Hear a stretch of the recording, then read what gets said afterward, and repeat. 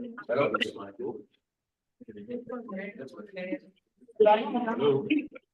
Hi. Hello. Hello. This is Pooja. Can you hear us? Yes, I can hear you, but the voice is really low.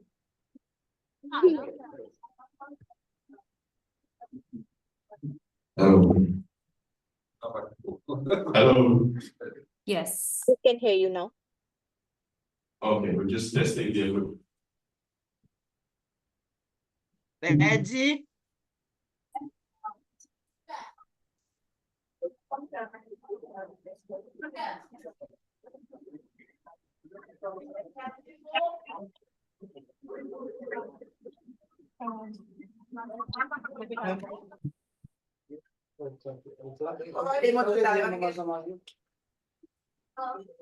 Vai recorde ele? Prima vez de novo eu bater um infinito, setão.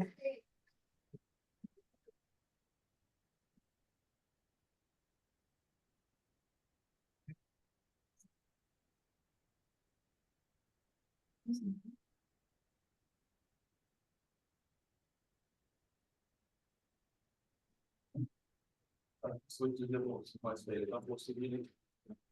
Considerar. Só para você não vai tirar. Tira essa aí, isso aqui. E não. Ok, we can go to the interview.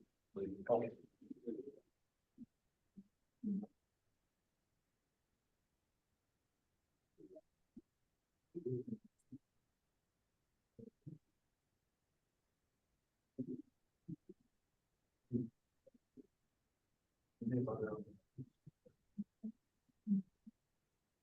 We'll start in 2-3 minutes. Sure. Just waiting to see if anyone else will join us. Just Yes. 3 more minutes. Okay.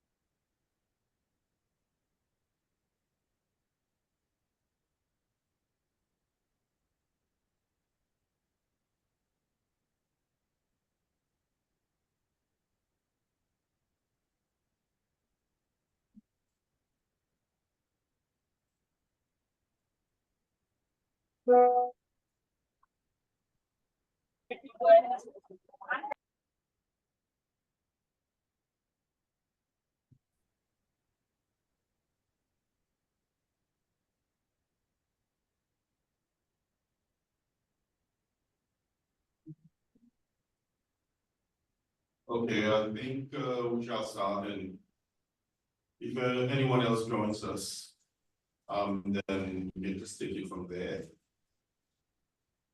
Let me stand up for this. Good afternoon, everyone. I think disappeared a minute from the mic. Yes, good afternoon, everyone. Good As you afternoon. know, my name is Christian Paul. I think you all know me by now. We have in the room here our board members, Mr. Travis Fayette, Mrs. Hannah Poole, Mr. Jominella Rath, Mrs. Dina V. These are the board members who are with us. We have Ms. Helena Sims who's online. And we have a few parents, participants who have joined us. So thank you. And I also see a few who are with us online. So welcome and thank you for joining us. I won't take too long. This is a workshop organized in partnership between the Autism Seychelles and Sheikh Shahid Education Institute from India. I'm sure you've all seen the advert, the videos, and everything else. But just to elaborate a little bit further, Sheikh Shahid is an institute formed over 20 years ago with extensive experience dealing with children's educational needs, those on the autism spectrum, and others as well. I know they are involved in Australia, in Dubai, and even in Seychelles. They have been working with the parents and their child for 2 years now, providing support to a particular child. So the Autism Association was approached, encouraged by the parent and also by Mrs. Mino, and Mrs. Puja, to work together to see how we can help the autism community in Seychelles. So this workshop is a starting point, if I may. I'm sure the presentation by the Sheikh Shahid Institute will be very interesting for you. It's also an opportunity to see how we can collaborate and help each other and give some additional support to the autism community in Seychelles. Please do engage, do ask questions. It's a workshop. It's not a one-way sort of presentation. And those online, please use the raise hand feature and we will come to you if you wish to have any questions or comments to us. Without further ado, I'll hand over to our colleagues from Sheikh Shahid to proceed with the introduction and presentation. So thank you. Thank you, Mr. Christian, for such a wonderful introduction. Good afternoon, ladies and gentlemen. I'm Meenu Kapoor, founder of Sheikh Shahid. First and foremost, I would like to extend my deepest gratitude to Mr. Christian, President of Autism Seychelles, and the esteemed board members for their invaluable support to making this workshop possible. Your desire to supporting autistic children and their families is truly inspiring. Today, we are here to embark our journey of understanding, sharing, and learning. At present, as a parent of autistic children, we are facing the unique challenges and joys every day. Our goal for this workshop is to provide you practical strategies, valuable insights, and the supportive community to help you navigate this journey more confidently and effectively. I'm delighted to introduce my colleague, Ms. Pooja Bhatia, co-founder of Sheikh Shahid and head of the Department of Special Education. With over 17 years of experience, she has trained teachers, parents, and students in renowned schools across India. Currently, she is enhancing her skills in Europe to stay at the forefront of special education practice. Over to you, Ms. Pooja. Thank you, ma'am. Thank you so much for all your kind words. First of all, I would again like to extend my thanks to Mr. Christine and the other esteemed board members for giving us this opportunity and providing us this platform for meeting other parents and providing them the practical solutions, what we have gathered through our experience in the past 17, 18 years. I had been working with different schools in India. Now I have shifted to Europe to extend our boundaries to the international platform.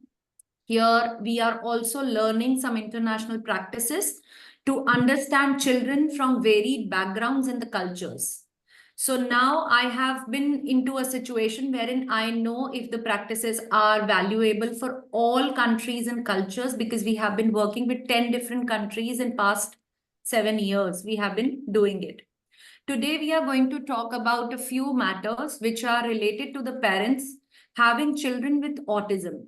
So today, I would like to talk about the emotional setback which they generally go through initially when they get to know the child has a situation wherein they have to extend their support to to a limit wherein the child has to be in a situation with an adult prompter or a parent most of the time to understand the environment in more clarity and being more confident in it. Another concern which we are going to cater to is financial strain over the parents, which is like if we talk about the entire therapy set, which is like occupational therapy, speech therapy, special education, when we combine all these therapies together, it becomes a difficult part for a parent to afford it.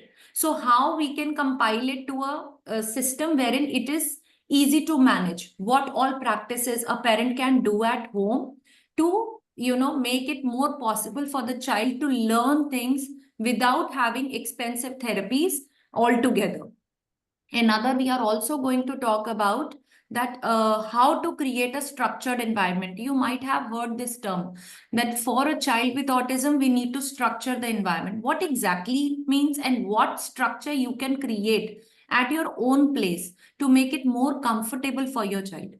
Another, when it comes to the communication, there are three kinds of cases, which is non-verbal, verbal, and partially verbal. So how to make the communication more appropriate and converting it to a situation wherein the child is able to communicate with the people in the general environment, social environment. Another is the safety concern, which is there for the parents, how to handle that when it comes to going out alone or maybe, entering the school. We are also going to talk about all these concerns. Then how to provide that emotional support to the child to make him feel or her feel more comfortable in each and every social setting. Lastly, we are also going to talk about what sensory issues generally children have and how you can help them, changing them into a calm behavior. So we are all going to talk about these concerns. If you allow me to proceed further, so I will. Can I have a thumbs up from you all? If I can see. Thank you so much. Okay. So here we are going to initially talk about that what emotional setback generally parents have when it comes to like knowing that the child is having a condition called autism or autism spectrum disorder. Generally, parents face a little stress, worry related to the unpredictability of the autism. For an example, you do not know what shape and what form it is going to take in future. The situation which is there in front of you today, how it is going to be different tomorrow. So what is the growth chart and how we need to handle it? We are going to talk about it today. Another, sometimes parents also feel a little isolated from the rest of the society, that maybe my child is behaving in a certain manner in the social setting wherein the parents of other students find it little different from their own scenario. So at those times, if you find yourself in a difficult situation, how to handle that is more important. How to handle your own emotional health so that you can provide better support to your own child. You need to grow your patience because it is very important once you have patience to see your child, what is bothering the child more, then you will be able to actually handle the situation better. For an example, if you see a child in a social setting wherein the child keeps the hand on the ears and puts his head down and does not want to look at anybody. Now, there are parents who might question you why your child is behaving in a certain manner. Instead, focusing on that, you need to see what is actually leading your child to close his ears, shut his ears, and sitting idly at a corner, keeping his eyes closed or looking towards the earth, towards the ground. That trigger point can help you to eradicate and to look for better solutions. Now, I'll share a case study here wherein we helped a parent. The child used to scream and keep his hands on the ears. Now, parent told me that this is the condition which becomes very difficult for me to handle. When we got into the detail, we got to know the child was sensitive towards the music, the loud music in the scenario. They noticed that whenever there is a wedding, whenever Indian weddings are too loud to make it really mentioned here, Indian weddings are loud in terms of music and the noise. So this child, whenever attends a wedding or a birthday party or a celebration in a pub or a disco, there the child used to have more behavioral tantrums in terms of keeping the ears closed and screaming too loudly. So we realized this is related to the loud music. Now we started training the child in such a manner wherein the child was made comfortable to a certain pitch of the music, to the certain kind of a music.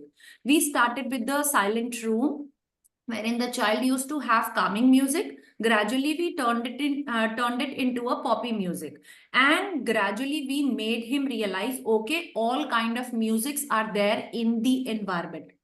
And gradually we proceed, and we actually had a good grade in terms of making this child comfortable with low intensity of music. Yes, we could not make it to the extreme loud like a pub situation. We told parents this is something they need to actually avoid, but yes, they can attend the weddings like functions in a certain situation. So this was something when we need to know that my patience is going to lead to get to know my child's behavior trigger point. So then you will be able to help in a better manner. Instead, focusing on the statements by others, it is better that you start focusing on your child more in place of knowing that what exactly can help my child. Then comes the self-care challenge, because sometimes children are dependent on the parents for their own self-care. So parents have added responsibility to help. That also adds to the emotional setback to them, that they have to be available every time, because my child is sometimes not able to communicate or sometimes not able to get done what he or she exactly wants. So that is something you need to work upon to make the child more confident and comfortable by doing his or her own self-care. How we are going to talk about it. Then comes the constant advocacy that adds a little more pressure, which is like in every situation, you have to be there to get the correct care and attention for your child, whether it comes to the school, whether it comes to the playground, or it is like a social setting, or maybe in a healthcare situation. So wherever you have to get the correct support for your child, you need to be there. You need to be available with the right and the duties what are available for you, what are precise for you to get the correct advantage from the government also. So we are also going to work on it. And in terms of Seychelles, I'm also going to go through the policies and the availability of the, healthcare, which is easy for the parents to get. And we are definitely going to keep it as a concern for us. Then comes the impact on the relationship between the parents themselves and sometimes with the relatives. When it comes to know the situation that there is something they need to work upon a little harder, sometimes it becomes a concern between the parents themselves and sometimes with the relatives also. So how to deal with such situations, we are going to talk about it. Now, before I go ahead with the practical strategies from each situation, I would like to know the parents who have joined online, kindly drop a message in the WhatsApp group stating that which age group your child belongs to, so that I can talk about all those age groups one by one. And the parents who are sitting there, on behalf of them, if we can get one message stating that what entire age group is there in the room.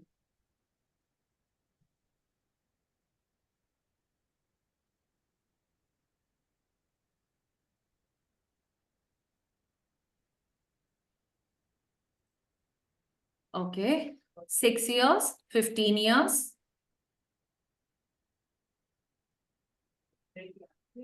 From the room is generally the age range 8 to 14. 8 to 14. Okay. So we are majorly going to talk about between 6 to 15 years because that is the lowest age I have received and the maximum is somewhat around 15. So another message, my brother is like 10 years old. Okay. So I am going to talk about all these areas in the further slides. Could I ask a question? Yes, please.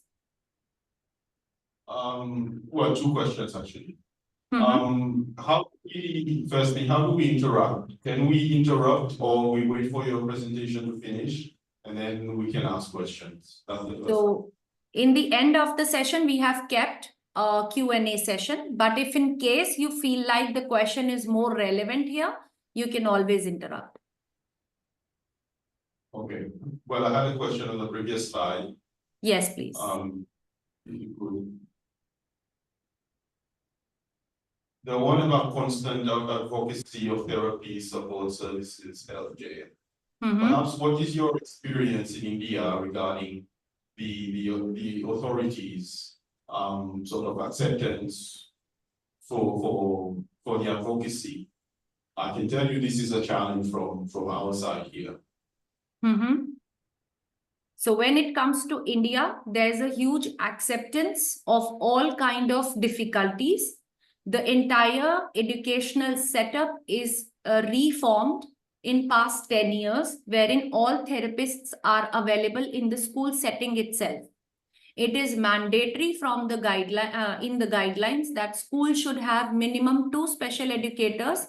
And there is also a ratio decided. One special educator can only cater to 10 students at one time. That means for that duration of working duration. So this is one thing.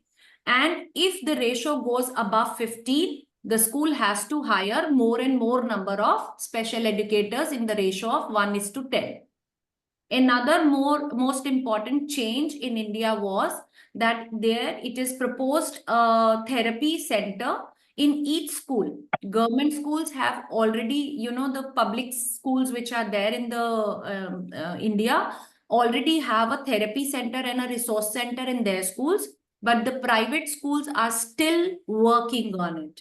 So they have been given a 5-year guideline wherein they have to set up the entire therapy room and the resource center for all children with difficulties. It can include any kind of, not only restricted to autism or learning disability, but even if it is a physical condition or anything related to the mental illness. So everything is included in that. So this is what the scenario is.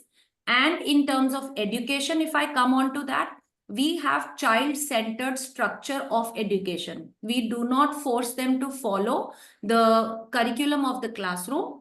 We give them complete liberty to the special educators to reform the curriculum up to grade 8.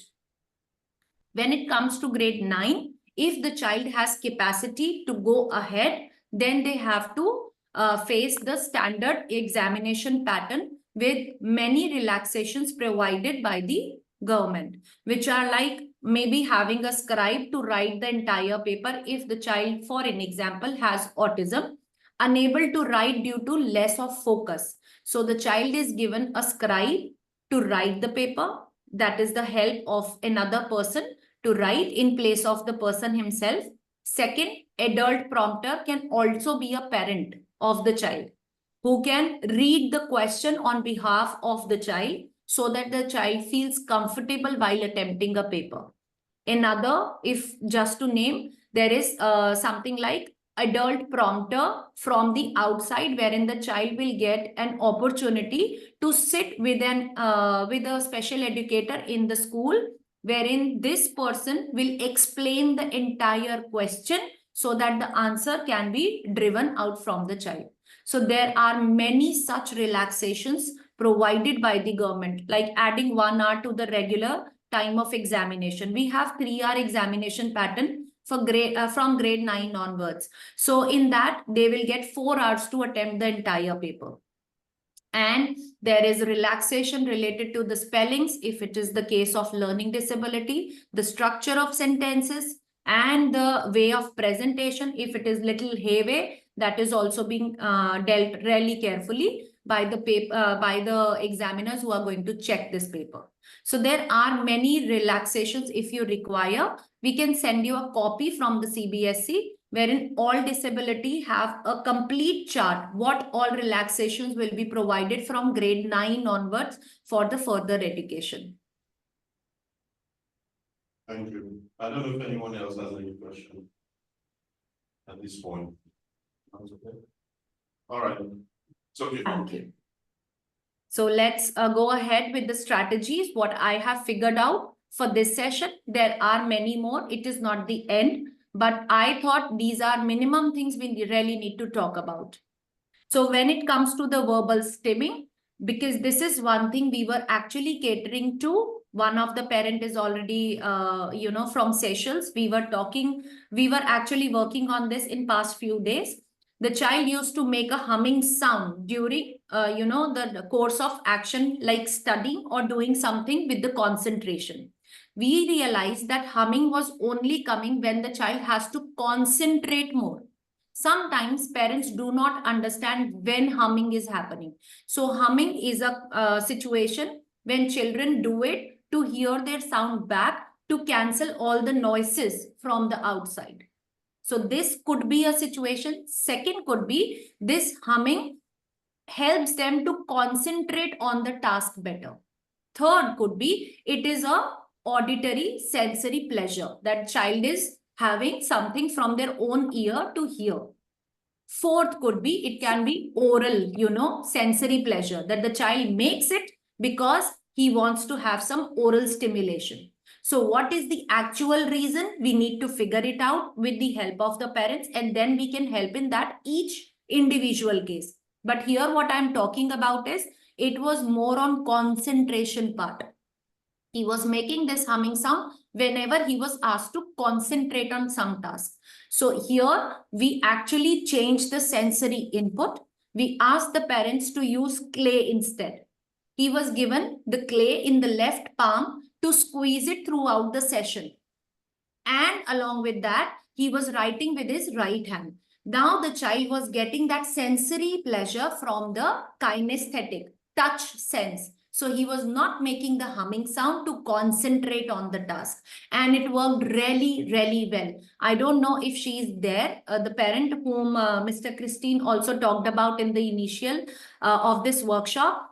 I'm talking about the son of that same parent. He actually improved such in a wonderful manner that the throughout session, he could, for about 60 minutes, he made the humming sound for a few minutes only. And the entire session was quiet. So this is how these situations are improving, and we are working on the root causes. Now, if I ask you, if the parents who are there online, if they can tell me that what kind of verbal stimming they see in their child. It can be echolalia, which is like repeating any word or phrases, or anything which is heard from the environment. Sometimes it is like the dialogues from the movies. It is called scripting. They saw something on TV and they keep repeating it. And if they saw some cartoon, they just keep repeating the dialogue from that cartoon. Or it could be a television ad also. I've seen many children repeating the advertisement from the TV. And there is another thing which is like stimming, as I told you, in terms of a humming sound. And sometimes it is like repeating your statement. If you ask the child, you want to have something, the child, instead answering the question, would repeat the same sentence and then add the answer to it. Have you ever been into a situation that your child is doing so? And if yes, If you can mention that instance in the chat box, that what kind of verbal stimming you see in this your own case, and if I can get a message from the room, if there is any kind of, we can definitely talk a little more on that.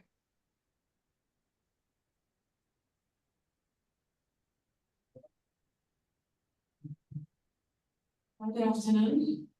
For me, for us, our son usually does the humming sound quite a bit. I can't really pinpoint when he does it because he does it a lot. And we constantly have to remind him that it's, sometimes he gets very annoying because he does it like continuously, even when he goes to bed, even before he sleeps, you know, humming sound. Okay, so have you ever noticed that when does he, exactly as you said, when he goes to the bed also, he does this humming sound. Have you ever noticed just before what happened? If you concentrate for 1 more second on your memories, that what exactly happened before that?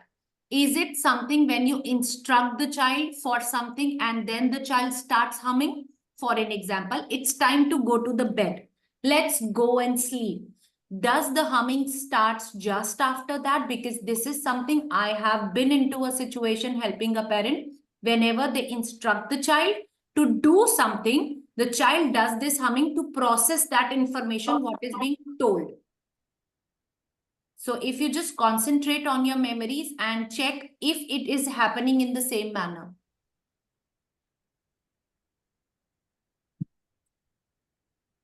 It's possible, because even at school, the teacher tells us that during the day, like in class, you will hum, like when you give him something to do, like he'll start doing the work and then he'll start humming.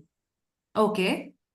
So you can do one thing for such a case. You can at home, whenever you are giving any instruction to your child, just check if he is responding in this manner in terms of instructions. Then whenever you are giving instructions, it is better you add on some gestures. Only by providing auditory instructions might be this is the processing pattern of the child. You may add some gestures. For an example, it's time to sleep. It's time to sleep. Now here the processing will become easier for the child and the child will not hum for longer. Second, if it is like in school, the child is instructed to have meal and the child starts humming. So it is better the teacher instruct along with the gesture. It's time to have your meal. It's time to have your meal. Then it is going to make the processing easier for the child, and humming would not eradicate initially, but gradually will go off. This can help. But for that case, as Mr. Christine might have already shared this information, for after today's session, we will be keeping open sessions every week. Any parent can join us and talk in detail. These are volunteer sessions. You can join us during that time and talk in detail about your own individual case, and we can provide you better solutions in that situation. So we are also going to talk about it in the end. Okay, and there's one question in, can I take the other question from the chat box? Thank you. So here's another situation wherein it is said, my son has echolalia. When I raise my voice for him, do something, he repeats it once or twice. While he does it, then it stops. He does scripting, and but only when he is doing an action relating to the cartoon he has seen. So basically, when it comes to repeating your instruction, when you are loud, your child is actually trying to express the instruction that comes in the loud is not easy to process. So if you keep your voice down, your child will not repeat it in that manner. He is only repeating it for himself to get the words clearly, because earlier he was only concentrating on the high pitch. Now he has to concentrate on each word. So he is repeating your statements after you have finished it. So if in case you try not raising your voice, this echolalia will eradicate with time, and you will see it will finish on its own. You need not to make any extra effort in that case. And when it comes to the scripting, where the children actually repeat anything what they saw on the screen, for an example, a dialogue from the cartoon, This is a general habit which generally being imitated by all children during the age group of 5 to 10. When they repeat anything from the cartoon scenario, they repeat the dialogue also. Consider it as a regular situation if the age is under 10. If it is above 10, then we need to discuss it in one-to-one session. I'll provide you the solution after understanding that if there is any particular cartoon he is repeating to, or if it is anything which is common, like anything on the screen. So that has different solutions for each situations. Another situation, my son has echolalia and scripting. With age, echolalia has reduced, but scripting remains. So as I told in just my before statement, that age group, if it is up to 10, it is okay. After 10, it fades off on its own. If not, if it is associated to any one character from the cartoon, we need to work it out in 1:1 situation, wherein I will be requiring more details on that and maybe a small video of your child to see what exactly the behavior is. Second, if it is for any cartoon character or anything what he saw on the screen, if it is that way, then we need to work it out that how and what kind of preferences of repetition are there. What kind of, if they are associated with some music, or if they are not associated with some music. So they have different solutions for both of them. So for that, we will definitely keep one session for you, Mr. Christine. It's a question from Miss I believe it's Miss Helena and Miss C. So can we just have this time for some time in future for them to provide them the individual solutions for them? Anything else, if it comes to your mind, you may ask here or I proceed further.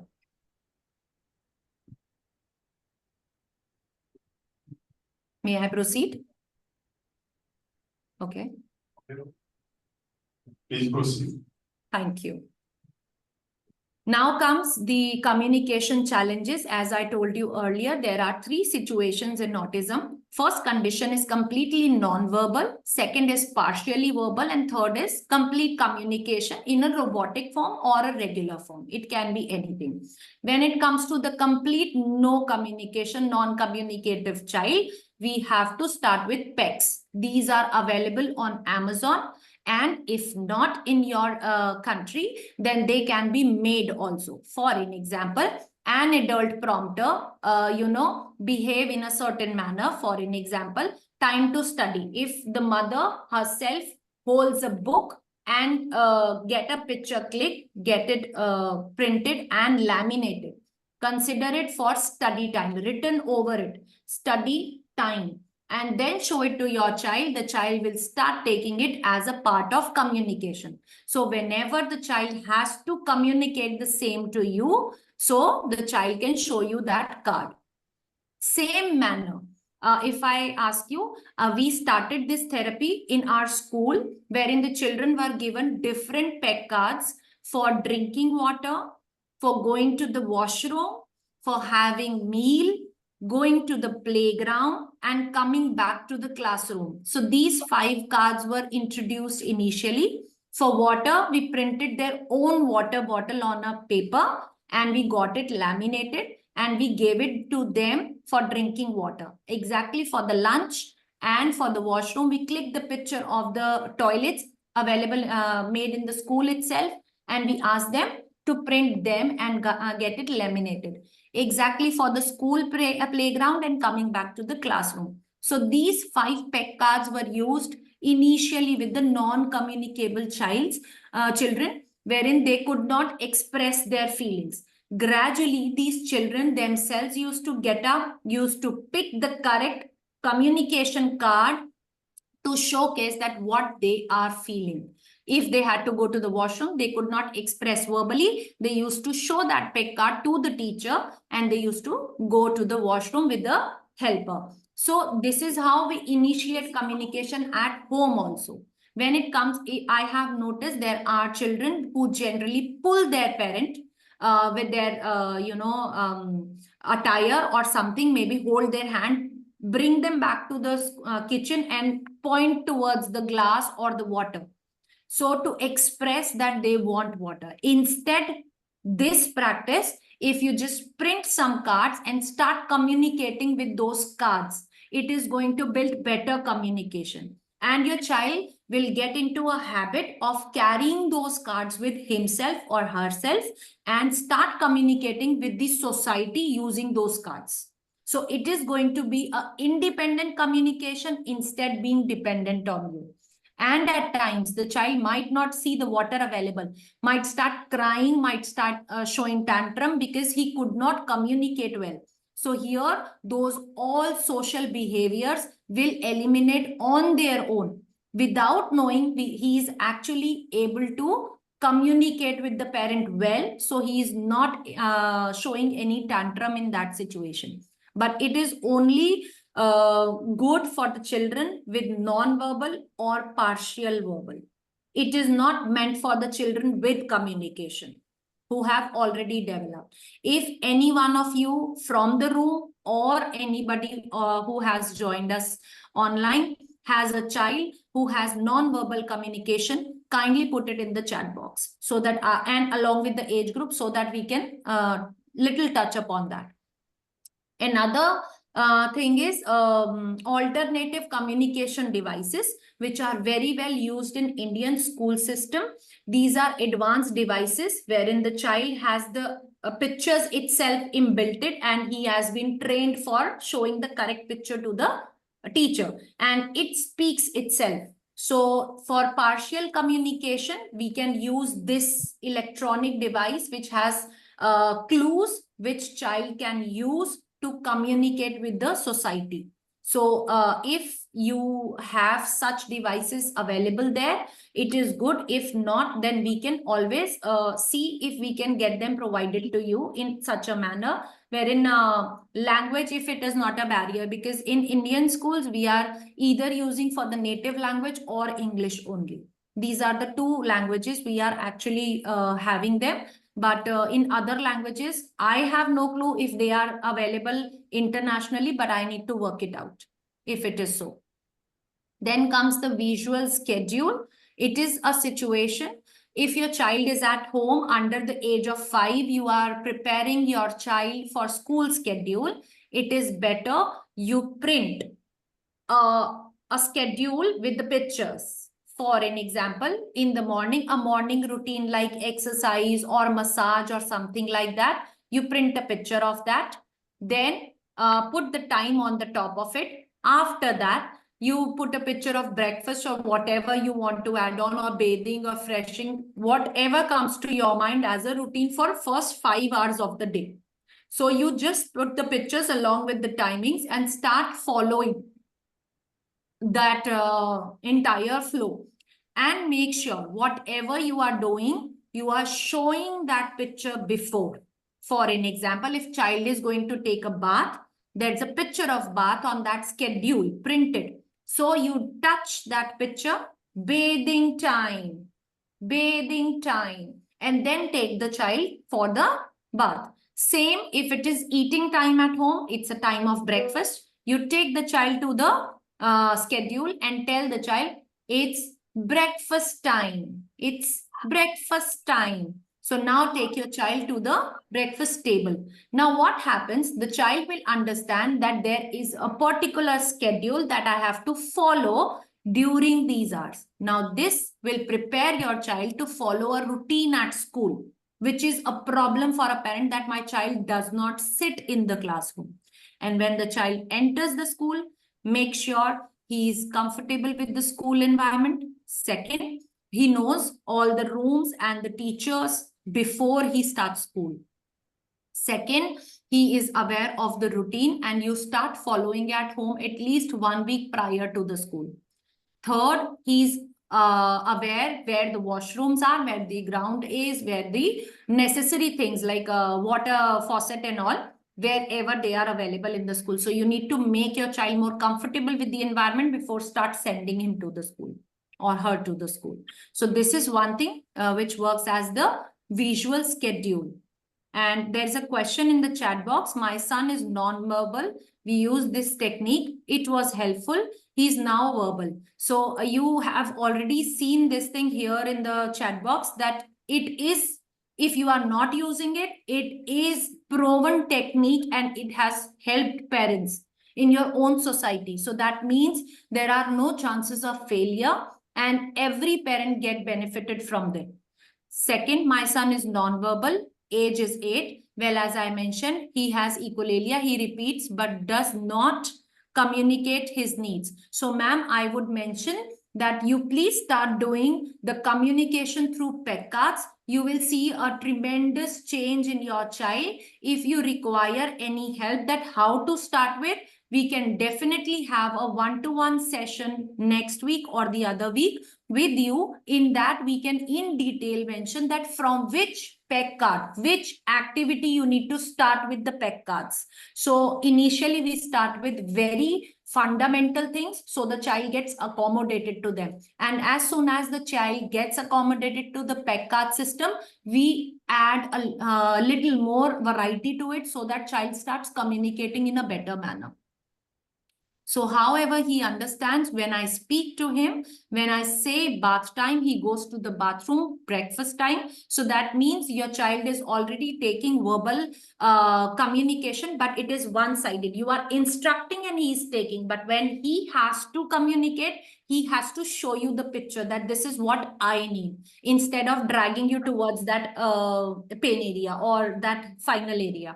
So this is from the child's perspective, we are developing communication from his side. We are trying to develop communication for the child's convenience. What you say at what time, that is your instruction. But when the child wants to communicate, that's for his convenience. So I hope you have understood the need of PECs for the child. We also use the visual schedule at school, at home, very helpful, calmed him down a lot. So somebody already used the schedule with the child and I hope it helped them and it is going to help you as well. If you start with visual cues, it is the best way your child gets what is expected. So that is something because they are very good at understanding pictures. Now, any question from the room? Not so much a question, but just to share, our son is 9. And we started with Dex, when he was about 3, 4. But we've now moved to, AAC device. We use touch chat on his iPad. And he's become, quite good at, indicating, his needs. But the thing is, as he grows older, those needs also increase. And we have to work around that. So as the needs, what I have understood through you, that there are few areas which he's unable to or she's unable to communicate to you. So when it comes to what areas they are, if we can talk in detail, that would be great for me to help you in a better manner.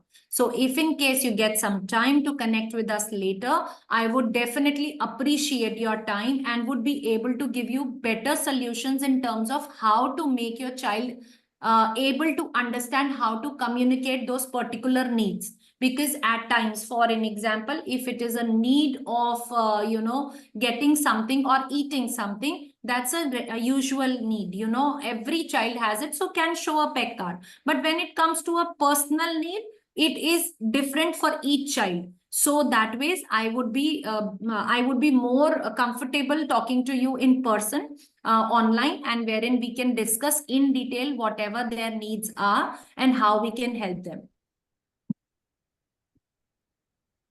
So next, I would say last, which is there in the communication, social stories. If you need to convey any behavioral change to your child, please take help of social stories. I have observed changes in the behavior when children see a story with the visuals. Even if you read, if your child is good at taking auditory information, it's good. But if you can find the stories online with the visual cues, wherein the child can see a situation and handle himself in that situation. So as soon as the child sees the behavior, it becomes more permanent in the memory. So anything which, for an example, lying down on the floor and crying, if it is so, You just have to look for a story available online to help the child having this behavior. You will find a lot of stories available, the kind of the material available, and as soon as your child observes, will take him and absorb the entire information and stop doing it soon. So it is the best way I have seen in my past 17 years of experience that social stories work really, really well. So you may give it a try. Now comes the major part, which is called as structured environment. What is it?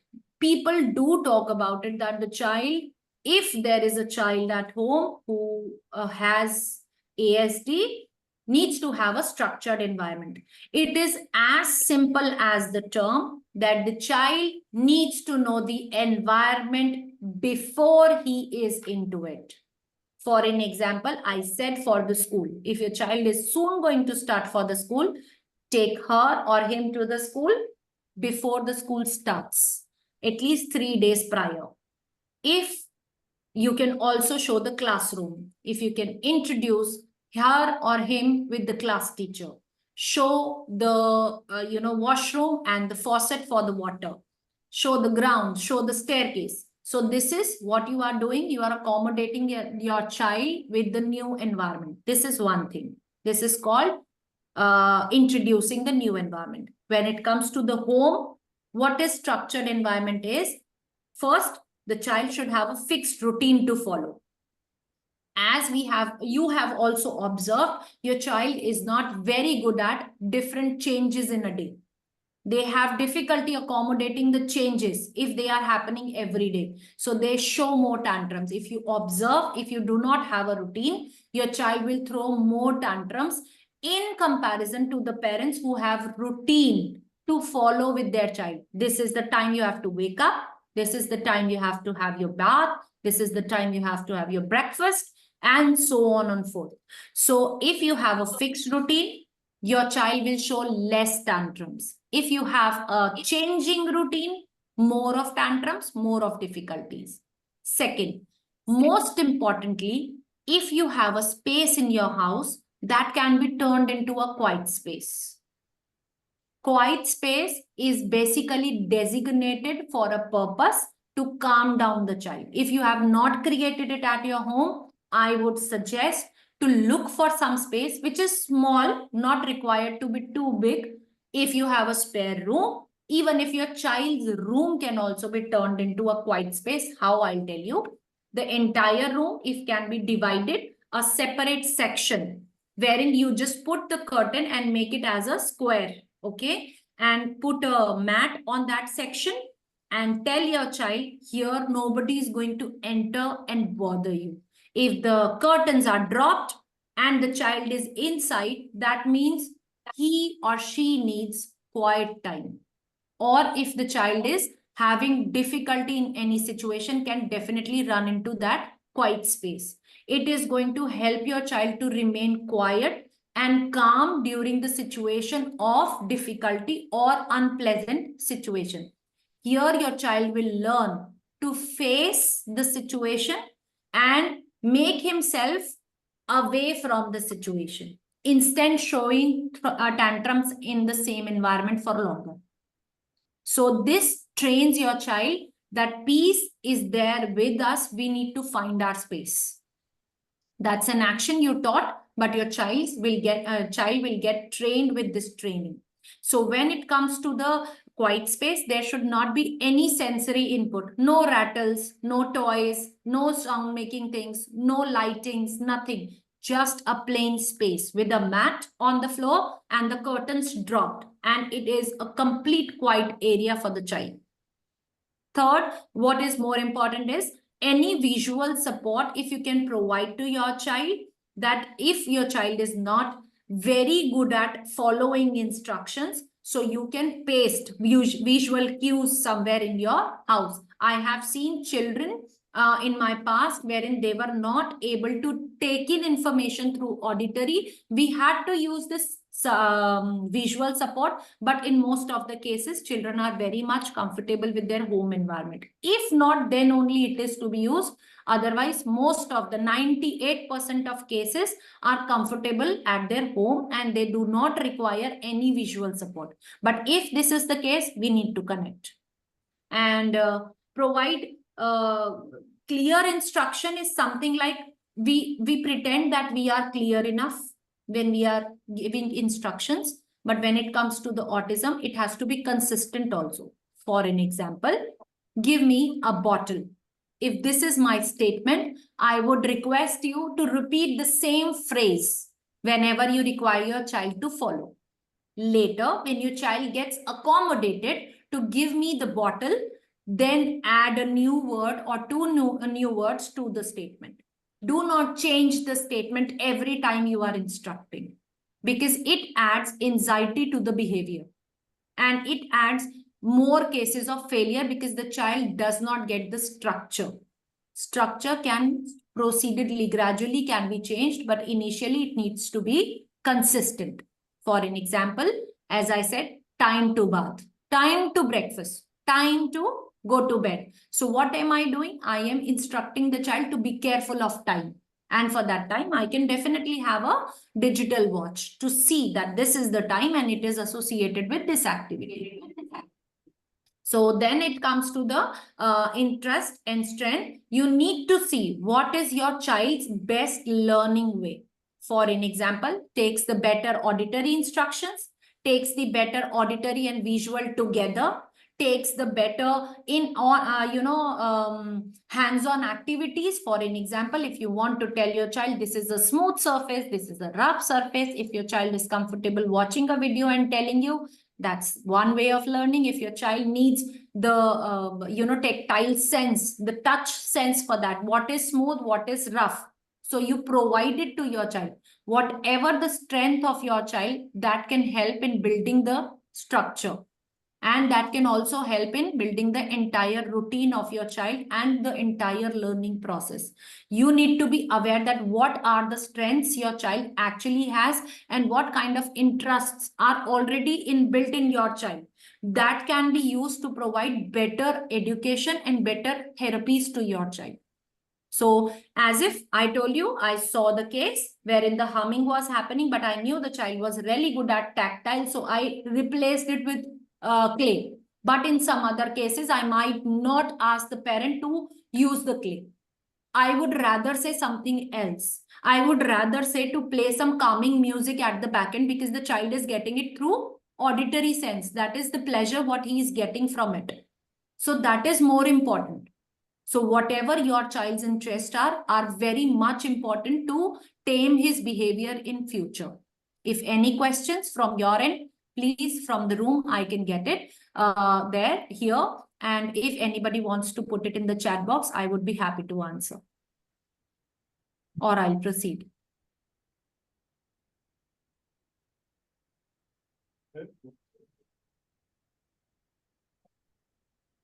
So I proceed. Okay. Last but not the least, the practical tips for changing the behavior. As I told you, the safe space is something which is called as the quiet space also. The child, if is not comfortable in a particular situation, will run towards that space and keep himself inside and remain quiet there for a longer period of time. And as soon as the child feels comfortable, will get back to the routine. So it is something your child is getting trained that he has to calm himself in a safe space. So child will start looking at the safe areas in the environment, maybe in the school. If it is a chaotic classroom, the child will run and go to a quiet space there. So it will train your child.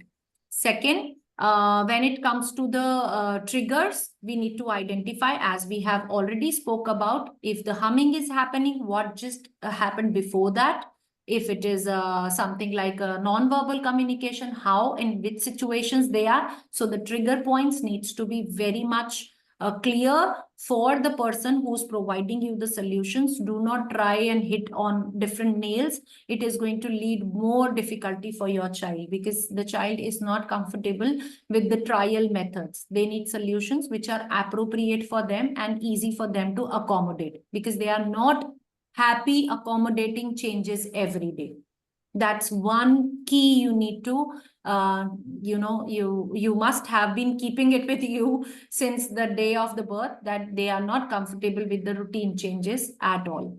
And sensory breaks, if your child requires it, it is very much required that whatever sensory they are comfortable with, if watching lights, if playing with sand, or listening to some music, or watching something on the screen, if it is a sensory break, you need to see what senses calms him down or her down the best.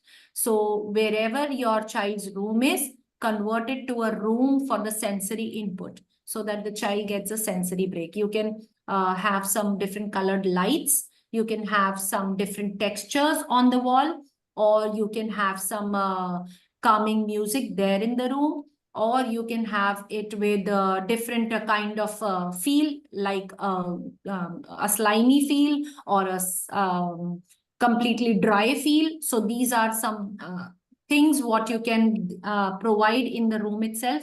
One swing, if you can install in your house, if you can put it anywhere in your house, it is going to add a lot more calming attitude to your child. The swing adds a lot of values to your child. Your child might spend most of his time on the swing then.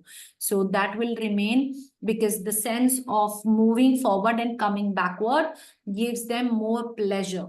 So if swing can also be a part of your house, it is going to be great, and you will see tremendous changes. Whenever your child is not feeling comfortable, would run towards the swing and sit on that. So that's going to add more calming behavior. And as more you can try with different sensory activities, the more you will get to know your child better. So as I told you, having lights or maybe, different textures, this will give you more clear idea that which sense your child gets the most pleasure. And once you get to know that pleasurable thing, you can use it for all the activities, and that will add a lot more concentration to your child and lot more changes in the behavior in your child. So that is something you need to work upon. Then I would say these are the basic remedials what we thought of discussing here. If you have any questions, you are welcome to ask. Otherwise, I'll proceed with two more slides I think I have, and then we will start with the question answer session if we require it.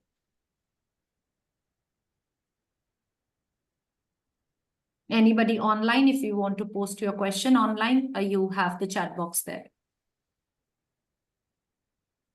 So shall we proceed? Okay. So what do we do? I would like to introduce you with that what is our way of working. I'm going to show you a small video of about 4 minutes, including the sessions and the parent interactions, wherein you can see how we are getting into the conversations, the one-to-one interaction that I spoke to you. We are also conducting it in different countries. I'm going to show you an example from the Singapore, wherein we had the connection from this parent. They wanted a little help to accommodate their child in the school classroom, and how to identify the sizes of the objects when they have to pick up for their child, because we saw a little difficulty in that. So have a look at that. It's with minute sizes.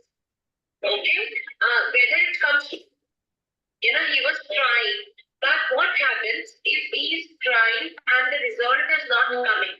So he'll lose his interest in the activity. So we need to be pretty prepared, very much careful about while picking up things for him. So always go for better sizes.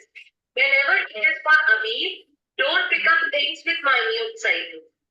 Okay, whether it comes to any part of his life. For an example, maybe you are in the market and you want to pick up a eraser for him, just an eraser. That should also be of good size, so that he is able to handle those things. Because you also know that he sometimes has to struggle with the gripping, right?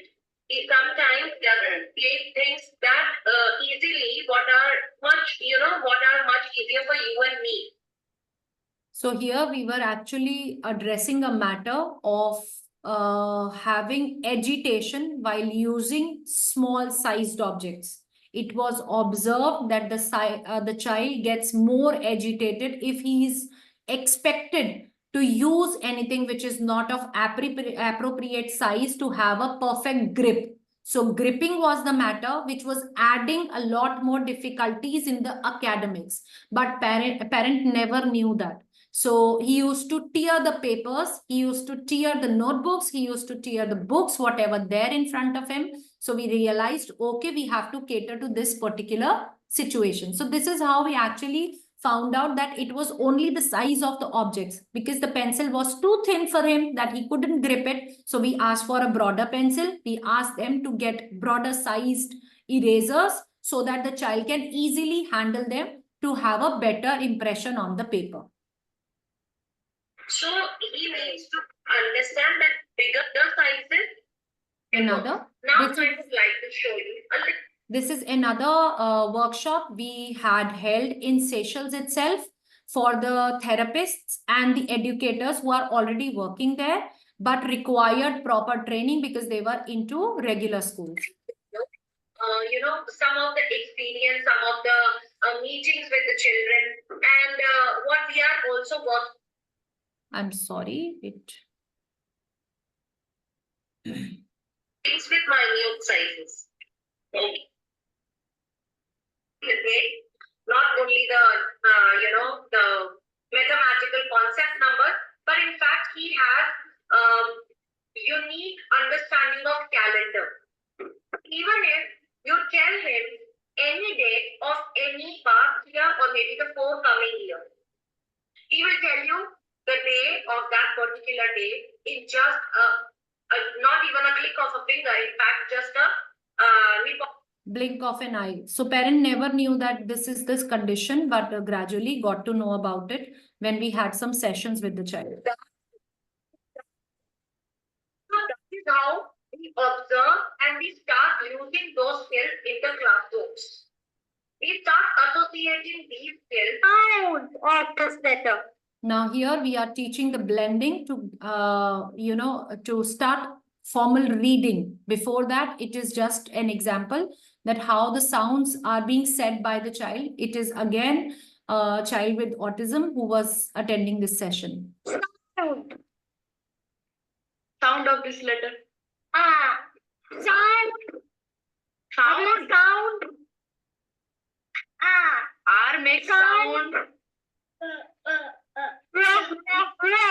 Now, did you notice that she was not adding words to the instructions? She was only repeating one word, that was sound. That means we were restricting our number of words to the clear and consistent instructions. As I told you in the past, that consistency is more required for the children in terms of following them. So as soon as you start changing the instructions, the child would have difficulty. Okay, this letter. Very good.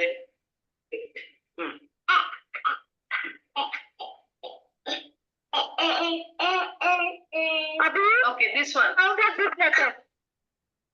Very good.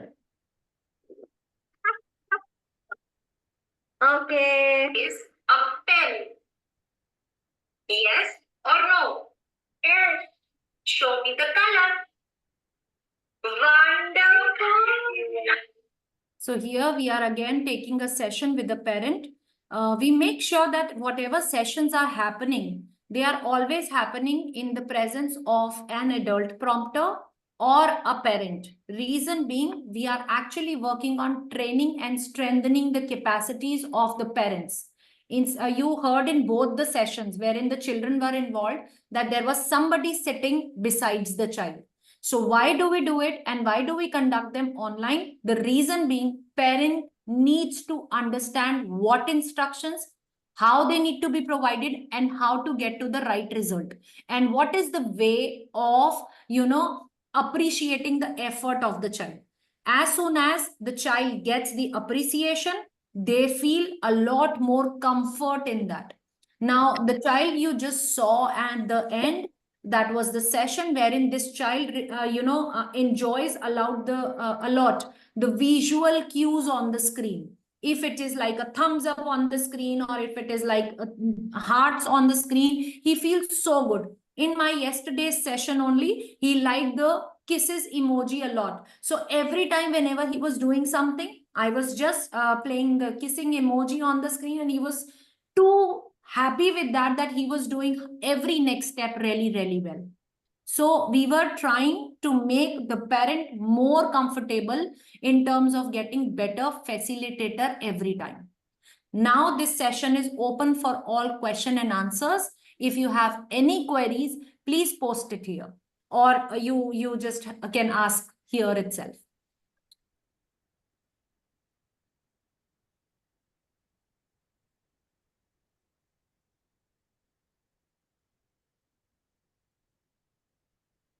Anything that comes to your mind.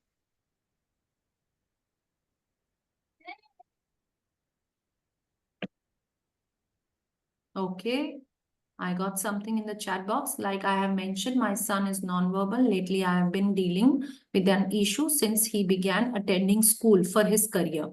He keeps spitting everywhere. He has been more than a month already, and he keeps doing it. I do not know how to deal with the situation. I'm talking nicely, he's doing it. And if I scold him, he still does it. If don't know how to, I don't know how to deal with it. With this. Okay, so I believe that the child spitting comes for two reasons majorly. What I have noticed in my past experience. One, if the child is not comfortable with the environment. Second, to showcase the discomfort associated to anything. Anything, it can be anything. Maybe the classmates, maybe the teacher, maybe the comfort of the classroom, maybe something which is difficult in terms of handling there, or maybe the attitude of somebody. So we need to definitely work it out in terms of what is the trigger point. As soon as we get to know the trigger point, we are able to handle the situation. First thing I would like to ask you here, does it happen at home also, or it is only associated to the school? Can you please write in the chat box so that I get to know? At home also. When does it happen? If it is when you are scolding, or you are asking him to do something which he doesn't want to. If you can mention in the chat box. Think, give yourself 1 minute and think. If he does it for fun, I think. Does he smile along with that? Does he laugh along with that? Yes, he laughs. So that means your child is actually navigating himself from something. Now, what is happening here is it is associated with mostly 90% it is associated with discomfort. You need to see what is that one discomfort factor which is happening due to which he's laughing. He's actually distracting himself by laughing, and he's spitting to show his discomfort with the situation. So once you get to know what is that factor which is actually discomforting him, it will be easier for us to eradicate this. So now you start focusing whenever he does it. Instead stopping him, see what is he doing and why is he doing. So what in terms, as you said, he's laughing and spitting, on what he's doing it, what is that one thing he's spitting on, if it is human beings or objects. Second, what just happened before that. Once you get these two answers, we'll connect online, we'll provide you solution on that. So these two questions needs to be answered once it comes to the solution of this particular part. It will eradicate, don't worry. It's part of their behavior to show the discomfort. It clearly shows it is associated with the discomfort only. Anything else that comes to your mind? Pleasure to help you. Okay, Mrs. Butcher, this question here. Well, we mentioned Well, I mentioned to the parents that there would be some sort of a 3-month tailored program. This is what we had discussed. Maybe it would be good to have a clear understanding to the parents present and those following, because I didn't go into the details. Maybe in terms of the proposal going, you mentioned a few one-on-ones. I hope there are a few parents who are interested. This is a golden opportunity in my opinion. Maybe if you could clarify this in very clear terms, how will we proceed going forward? So everyone can hear firsthand from you. And then I have something else. I'll mention it now. Well, some of the parents have mentioned maybe one session with school teachers. Okay. Because some of the challenges happen in the classroom in the absence of the parents. So they have proposed one, perhaps a similar workshop, but we will have to organize with the Ministry of Education on our end. But I would like to take this opportunity to make this proposal to you as well. And Mrs. Minu, to have one similar workshop with school teachers so they can have some adaptive techniques or practical solutions in the classrooms in the absence of the parents. So this is my 2 contributions for that. I hope other parents maybe have questions. Yeah, and then we'll something similar mean that they have a question after you answer my proposals. Thank you.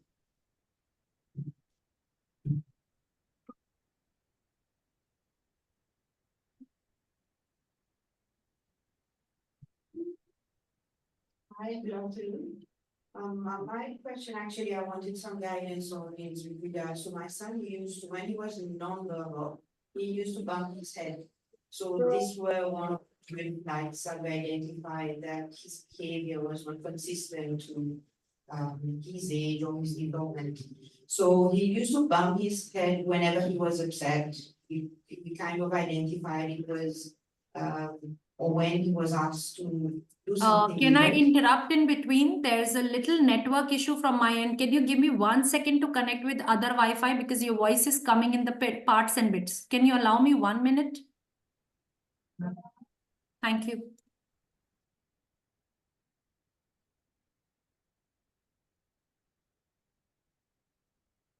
Mr. Christian, I would like to add on over here. Already we conducted workshops in schools in India.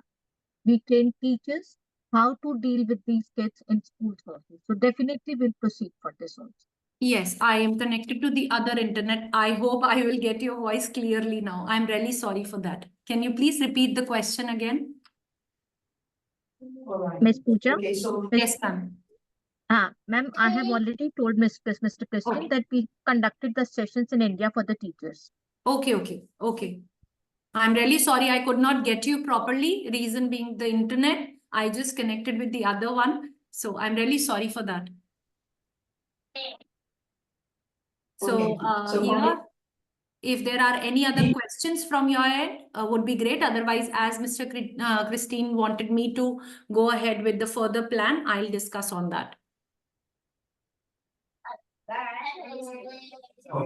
I'm just checking, Mrs. Pooja, did you understand my 2 proposals?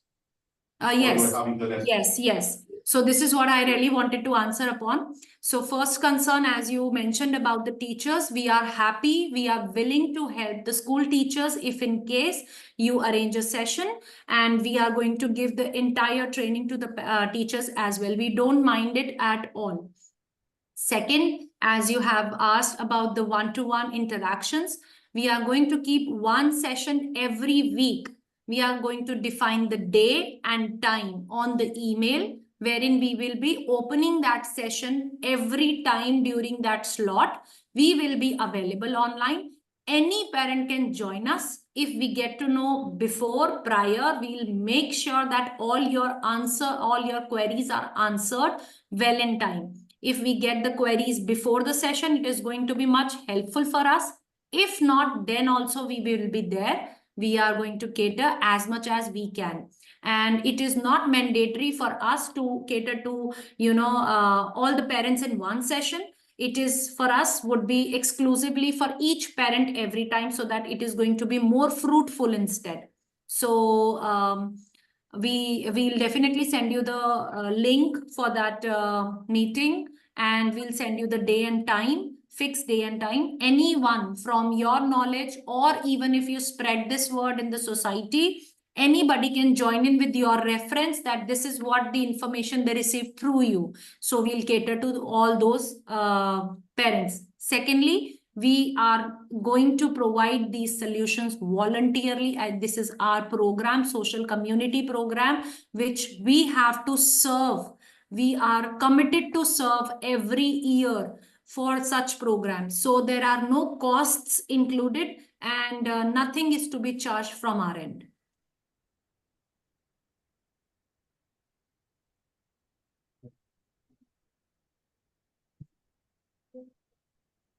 Thank you. The other parent who wanted to ask a question has just stepped out. Yes. Let me see if anyone else has a question, and then she can ask you. when Sure, she sure. comes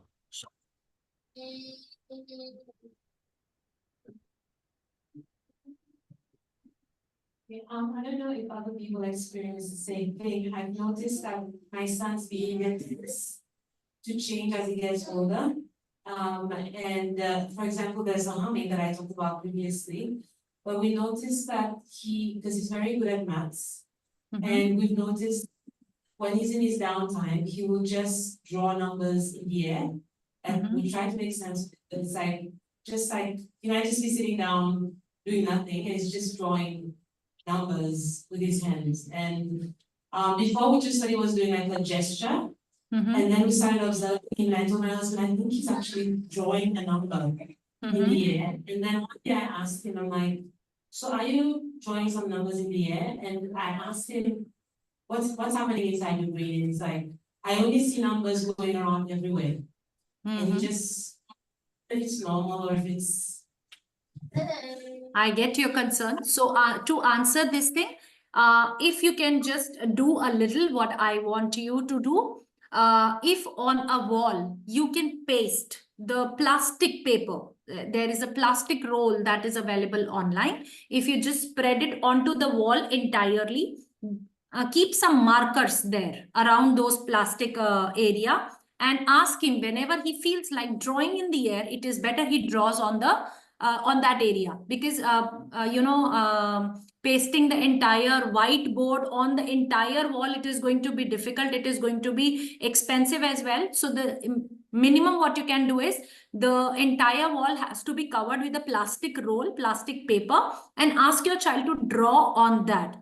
As soon as he starts drawing, it is going to convert it into practical writing instead of drawing in the air, because that is a social behavior. Sometimes it is a behavior that people notices, which turns it into a difficult situation for you or for him as well. So as soon as he gets the prescribed area, he will definitely start running to that area, writing on that area. Once the pleasure is there, he will stop doing it. So as soon as he starts getting something in visual, the numbers will stop floating in the air for him. So that will turn into a positive turnout. Thank you very much. Welcome. Sorry, hi, good afternoon. My question again earlier was, not a question, but rather some clarification and guidance. My son used to be nonverbal, so for 2-3 years, he used to bump his head quite a lot. So that was before he was diagnosed. So after, he eventually kind of reduced and fade off completely. But in recent months, I would say in the last 8 months, we've noticed that he picked up again. And now we see sometimes he would hurt himself by, slapping himself, or, kind of behavior that were showing aggressiveness. So irrespective if something could have been triggered at school or at home, but we've got the feedback that at school, in this place in recent months. So we're trying to understand what causes this and how do we rectify, given now that he's verbal, but what are your guidance? So here I would like to know a little more about this situation. If you just give a thought to it, does it relate with any noise? For an example, if your child hits like a slap, is it associated with some noise also, or it is just the hitting or pushing himself or the others? Can be anything. Is it associated with noise as well, that he's slapping on his face and hearing the sound also, or it is just pulling his cheek, pulling his own ear, or maybe others only pushing, nothing more than that? Can you elaborate on that? It's mostly slaps, but it's mostly with intense, a lot of strength he would put into it. So it's not light, I would say. So it's kind of showing anger. So basically, according to my understanding, for just this instance, I am not saying this is going to be the entire truth, but if I get an opportunity to connect with you online, 1:1 would be better. But here, what I have understood through you, when it is, hitting is associated with a sound. Anything which is coming out of it, or maybe even if it is coming from the mouth of others, like, I got hurt, that pleasure is adding something to your child. Now you need to check if the pleasure is coming through anything else. Hold his hand, go home, hold his hand and take a round and scream a little, not too loud, but a little. Check if he feels good with it. Okay. If it is associated with noise, he will start feeling good. You can actually distract the behavior. You can actually convert it into something else instead of hitting and pushing. Actually, sometimes we are unable to understand what is the trigger point exactly. It might be associated with the letter pleasure, which is sound, maybe coming from the mouth of others, or maybe coming out from the slap itself. So you just need to check, hold his hand, take a turn and make a little sound. If it works, he laughs, he enjoys and asks you to do it again. That means it is associated with the sound only. Otherwise, we'll connect again. We will have more details about the behavior. If in case I can get any precise episode from your memory, elaborating what happened exactly, that would be a great add-on to my situation to provide you better solution. Okay. Okay. There's another question in the chat box. How can I assist my son in reducing his head banging? Every time a situation doesn't go his way, or his request a quick action, I can't assist or help him. He hits it really hard. My question has been addressed. Thanks. So most of your question have been addressed, but here I would like to give you one solution. Tell your child, stand onto the bed and fall from the side of the head on the mattress itself, the safe mattress, which is not going to hurt your child.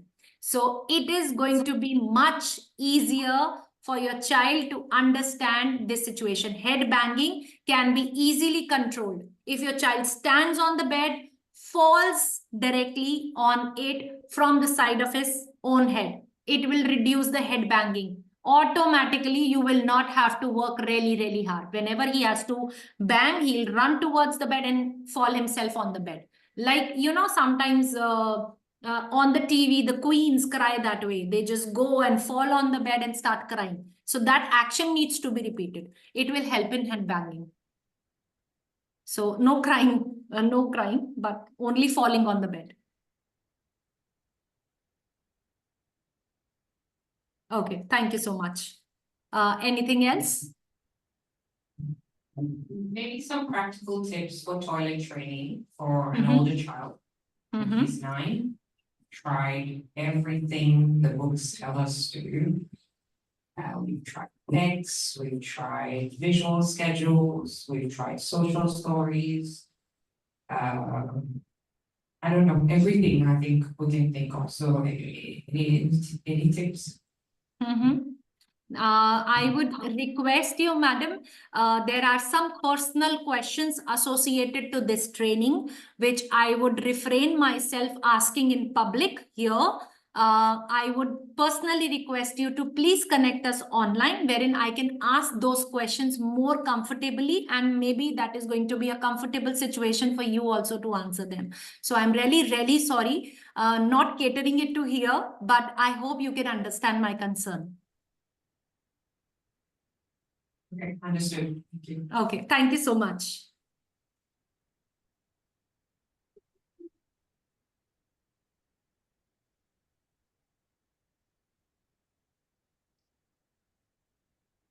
Yeah. From the room, it seems we are all good. I'm not sure about those following online, if there's anything. I think I have been receiving questions and I've been answering them online as soon as I received them on my screen. If anything else anybody wants to post in, please, you are free to post. If not, I will share a feedback form here. Would request people who are, connected with us online, if they can fill this form. I would also like to mention one thing here. There is a question asked in the form wherein we are asking if you want to be a part of WhatsApp group. These groups are created according to the age group. So we are already holding it from other countries, but we also want to hold it for Seychelles also, wherein we create a group for a certain age group. People can ask their question. We provide video solutions or audio recordings or written solutions there itself. If you are comfortable being a part of it, you are welcome. And before anything, I would actually ask Mr. Christine if you allow us to ask parents to be a part of those groups. So that would be great for us in that case. And we are going to share this feedback form with you on WhatsApp. If you can float it with the other parents on their WhatsApp and they can fill it up, so that if they are willing to be a part of those groups, we'll add them and we'll keep interacting in those groups as well, if they are not available online. I will not only allow it, but I will encourage it.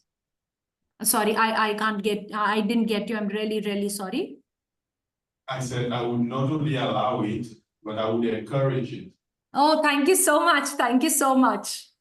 There's one more question in the chat box, if you allow me to read that. Please. My son is obsessed with phones. He has his own phone and tablet, but as soon as he sees someone else with a phone or a tablet, he just leaves his own, his on the table and runs to them and puts out his hand to take theirs. He does that all the time, and anytime we go to a restaurant, he does it.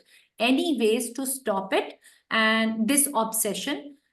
They say to remove the tablet and phone from him, but we have tried to no avail. So basically, here your child is actually trying to get to know what is my understanding. I'm saying according to that what is being played on the different screens. So that is a curiosity to get their device and check if it is anyways different from his own device. So whenever it happens, whenever, as you said, in the social environment like a restaurant, your child is there. Before going to the restaurant, tell your child, we are not allowed to take anyone's phone or device. Otherwise, we will have to leave the place. If you are instructing your child every time, start doing it from home. The moment you take it from anybody, your device will be taken. Replace. As he has taken others, you take his device. He will again get back and snatch his own device. So the actual output will be in his hand and gradually will start working. Check if it works. If not, get back to us. We'll see what is the situation in depth and we'll provide you more personalized solution to it. First thing, if he comes, takes your phone, you just have to go and check his device. The moment you get his device, he'll leave yours. It's a training. Yeah, it's actually the training of an action. So as soon as his device is in control of yours, he will have to leave your device. I just need to see if it works for your case. It's a general solution. It's not a personalized one. It is a similar situation what we dealt in past. So it's a generalized one. Once I get to know more details, if I can get a video of this incident, would be better for me to understand the situation and provide you better solution for that. You just give it a try if it works.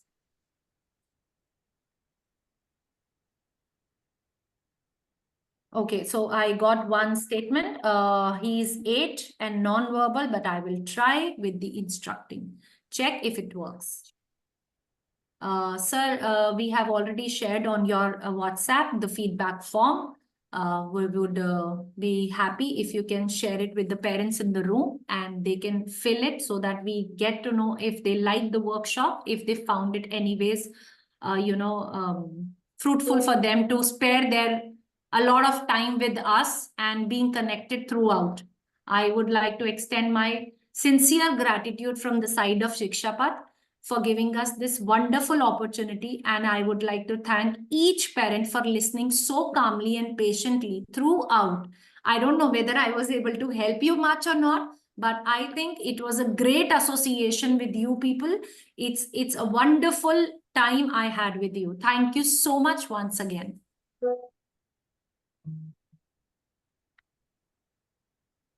Thank you. I think on behalf of everyone here, I think it's been very fruitful, very rewarding, if I may.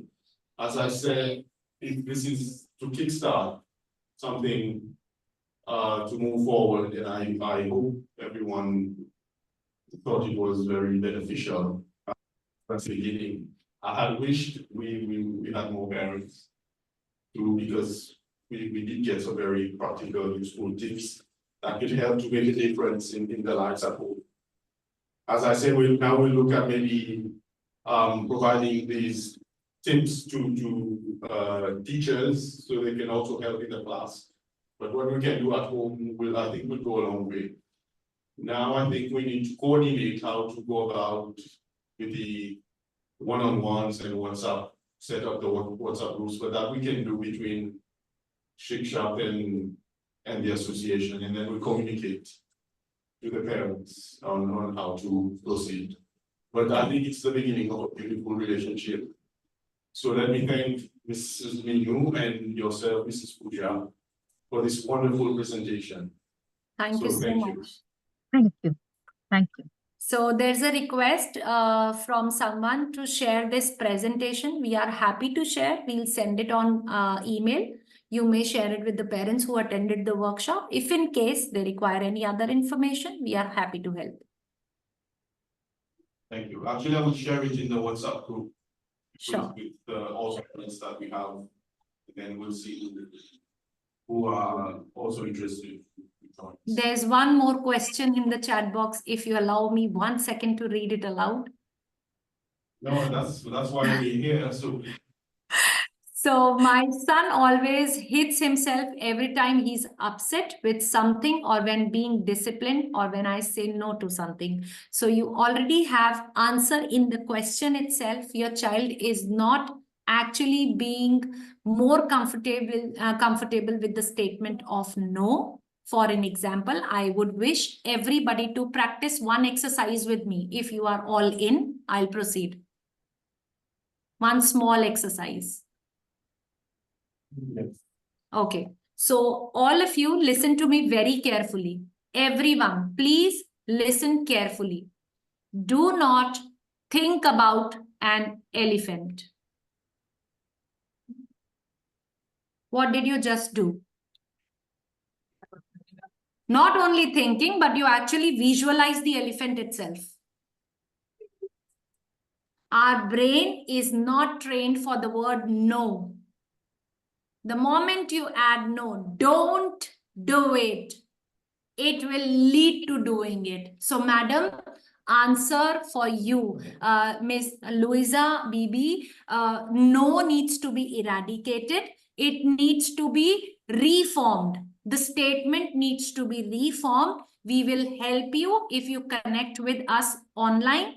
We will get into the details that how the child reacts, being upset or if there are any associated conditions as well. We will be better able to give you better systemized, customized statement to use to practice your child for getting accommodated to word no. So give us an opportunity to connect, and then we will be able to help you here.